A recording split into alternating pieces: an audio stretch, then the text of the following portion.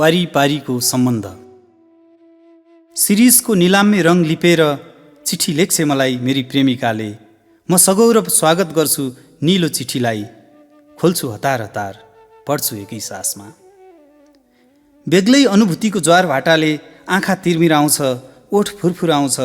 चिठीका हरफहरूमा सिनेमाको reel घुमे झैँ ऊ घुमिरहन्छे निरन्तर निरन्तर। मन चोख्याएर अस्तित्वको टाढैबाट मौलायो प्रेमिल छाया। मलाई हर प्रभात र गोधुलीमा उसको प्रतिबिम्ब प्राप्तिको आभास हुन्छ।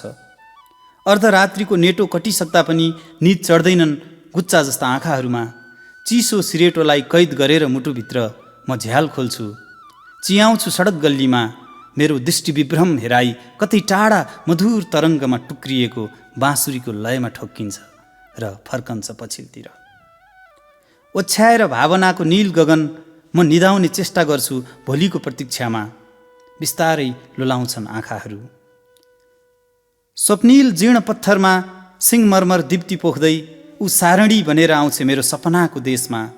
हाँस्छे मुसुक्क प्रेमपूर्ण हेराइले, सूर्यकान्त मणि जस्तो दन्ते लहर, हरियो पहिरन, पाउजुको झङ्कार।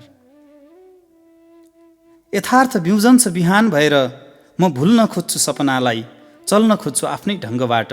सपनाहरू जिउँदो विपना बनेर आउँछन्। म विपनीमै छाम्छु उसको आकृति, प्रत्युत्तरमा केवल शून्य पाउँछु। हाँस्छु, तडपिन्छु, टोलाउँछु, उसलाई पनि मेरो अदृश्य छायाले झस्काउँदो हो यसै गरी।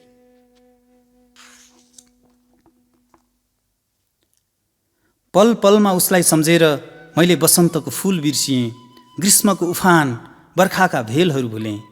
शरतको लहलाउँदो हरियाली र हेमन्तका चोक्टा चोक्टी कुहिरो छल्दै शिशिरको नाङ्गे सिरेटोमा रूपान्तरित गरेँ आफूलाई।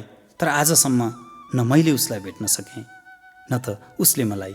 केवल मन पराइरह्यौँ टाढैबाट।